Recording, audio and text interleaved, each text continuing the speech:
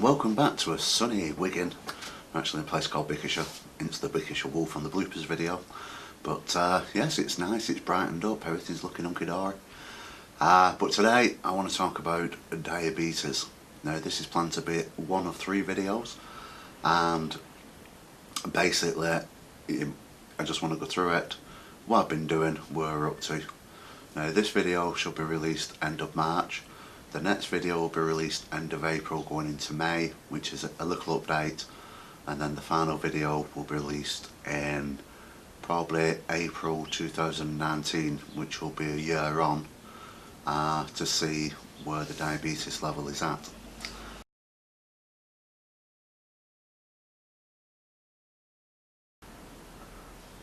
So in the past, and going back to 2010, obviously I was working with Dr. Shetty, the consultant, and when he was suggesting stomach surgery, one of the things which he was worried about, apart from the weight, was the triglyceride level.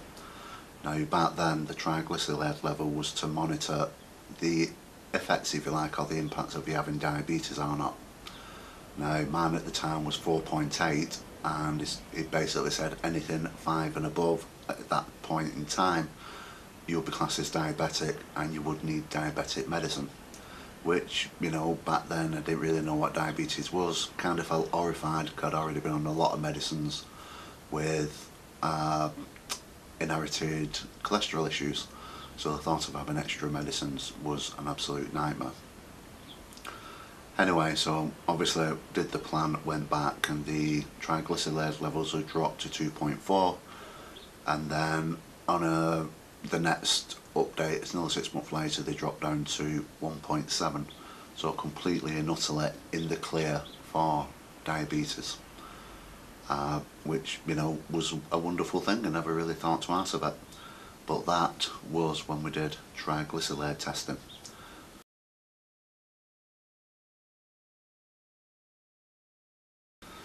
So here we are now, 2017. I'm actually recording this video 2018, but hey, there we go.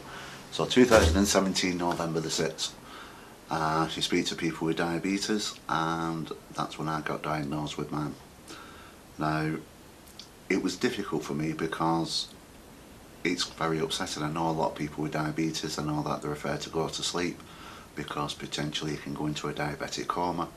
They're terrified of losing limbs. They have to constantly take medication, if not injections, which I know plays absolute havoc with them, and it's an absolute nightmare. It's just a complete fear, really, of dying. So when I was diagnosed with diabetes, it was, you know, it was just the shock, it was the horror. It's happened to me. So I remember going back to 2010, we had a number of people trying the plan as I was losing weight, and 3-4 people actually had diabetes, and they wanted to try it to see what would happen. And I also remember that a lot of people started acting a little bit irrationally. They had a lot more energy, so I encouraged them to go to the doctors and get retested for diabetes, even though generally they'll do it once a year. And the result of that was a lot of people was coming off medication. So obviously in my situation, I thought, wonderful, after being really depressed, really down, you know, the usual, oh, my life's over, I decided to get the plan out one more time, which was a golden opportunity as well to lose weight, to see if it did really help with diabetes type 2. And I'm now in the firing line. This is it, you know, I've got diabetes too. So it's not a case of seeing what other people come up with or what they say. This time it literally is, it's your go, you've got it, see what happens. So basically I got called into the doctors, I had a blood test, went in to see the nurse, and amazingly she was just, right, you're diabetic. Good morning to you as well. I don't know if this is general practice of how they actually do diabetes. I'll let you know that you've got diabetes probably, but it's a hell of a shock. Followed by paperwork, here you go, this is what you need to do. And the options, which was take tablets now, I'll wait 3 months. So obviously I said, right, I'm going to wait 3 months. And my instant reaction with the experiences in 2010, this is only 2017, was asked what the triglyceride level was at, of which I got a complete blank look. And what they're saying is that the HbA1c level is in the diabetic range. What is that? So what I had to do was a little bit of research. I started the plan on, got the results on the Saturday, started the plan on Monday, thought this is the best way forward. Obviously researched this, and what you discover is that your body has lots of glucose in there, which in effect is sugar. The sugar then impacts on the hemoglobin level, and this HbA1c test is basically to see how the hemoglobin is working in the body. Sorry about that, just slightly reading the notes. It's a lot to take in. So what we do is that basically gives you a number, and looking at that number, if it gives you the number of 41 or below, then you're classed as normal. I'll put the chart up here. There you go, little chart. So 41 and below is normal. 42 to 47 you're classed as being impaired or at risk of diabetes, which I suspect most people that's overweight will actually be in that range. And then anything 47 and above means that you've got diabetes type 2. And on the 6th of November I asked her what the number was, and the number was an amazing 52, which is in the range for diabetes type 2. In fact, it's not in the range for diabetes type 2. Based on that blood test, you have diabetes type 2. So obviously I decided to go for the controlled diet, as they put it, method, and I went back a month later for another blood test, which I later discovered these blood tests are only really done once every 3 months. So when I discovered that, I'd already had the blood test done and didn't expect much of a change. However, going back in December, I discovered that the number had gone from 52 to 44, which was classed as being impaired. And it kind of seemed that the NHS nurses jumped on board and went, well, that can't be right, you're diabetes, you're diabetic, you can't go within 4 weeks from a 52 reading to a 44 reading. So we want another blood test, and they wanted this blood test at the end of December, which I refused to do until the middle of January. Now, going back to what diabetes is, if it's related to sugar in the blood, then you've got Christmas, you're going to be drinking, you're going to be eating, you're going to have sugary foods no matter where you go, you're going to get involved in celebrations, holiday activities, things happening in the office, things happening at home. So I put the test off until middle of January, of which I went back, had the blood test again, and that reading came back to 46. So looking on the graph there, we're still in the impaired, going back towards the diabetic level, but it was over Christmas. And once again, it was another 4-week sample rather than a 3-week sample. However, looking at the results, I still think that's quite encouraging, and it also says to me it must be quite accurate, because of the indulging. If it takes 3 months for these tests to be a proper indicator of what's happening in the body, and it goes up by 2 points over a Christmas period, I would say that's pretty accurate. Interestingly enough, the doctor actually said, right, you are diabetic, you need to see the diabetic nurse. So that was a bit of a shock to me, really. But we went seeing the nurse, and about 2 weeks later, and the first thing what the nurse said is, well, we're here to discuss your diabetes.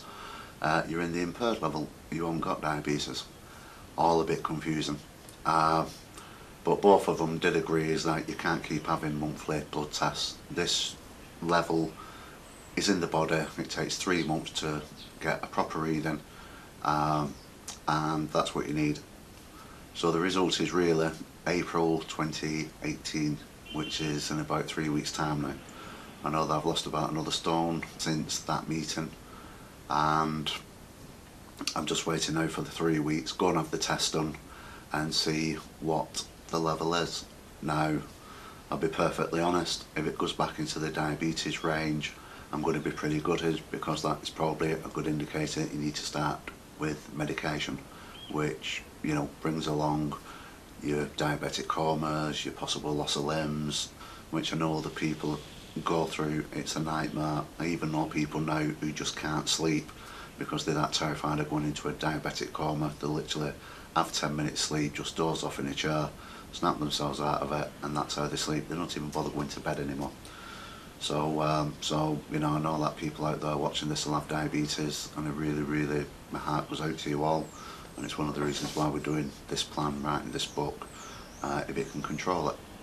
If we're in the impaired level, then it shows that it suppresses the actual sugars in the body, kind of neutralises that out a little bit. Obviously the weight loss is helping, and we're in the impaired level. Let's see what happens as we carry on with the plan, lose that little bit more weight, and we'll take another reading, you know, probably in 12 months time. Maybe the doctor will want the reading before then, and maybe this then becomes 1 or 4 videos, who knows. And then obviously if it's back in the normal range, you'll think, yay, exciting, this plan does cure diabetes. The problem is with that is that, you know, 3-4 people in the past kind of reduced their medication and diabetes. I'll be one person that is, you know, avoided diabetic medicines completely, and I will be in a position where it's a huge relief, you know, it's a huge thing off my mind. That would be a wonderful thing.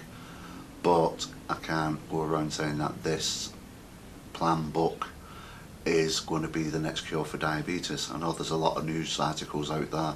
I've even covered a couple which is saying, you know, the next cure for diabetes. To be wrong to do that, you need proper medical research. That'll cost millions. So what I'm hoping is that when the book's released, and it's probably going to be released on Amazon, is that people get the opportunity to buy the book who's got diabetes type 2, try it, reduce the weight. As this now put you in the normal range within 3 to 6 months. It has wonderful, and I think those comments on Amazon, YouTube, Facebook would go far more than doing medical research, than doing medical trials, and getting a group of people in a room saying, look, let's all try this again. So really, plus the nature of the book, you know, we can't spell success without you. It kind of hands it over to you. Let me know what your results are, let me know if it works for you. But meanwhile, obviously, it's now March 2018, and I've got the book at the side of me. It's still in draft format, so you know, it's a long way off. This is your results this time next year. This year, let me be the guinea pig, let me do it, and I'll share my results with you, and hopefully it'll be encouraging. So I'd just like to say thank you very much for watching this video. It's a pretty hard video to make, but it's done now, and I'll see you in a couple of months time with the updates for Diabetes Type 2 Part 2. Alright, thanks for watching. Don't forget to subscribe, like and share on Facebook, and I'll see you soon.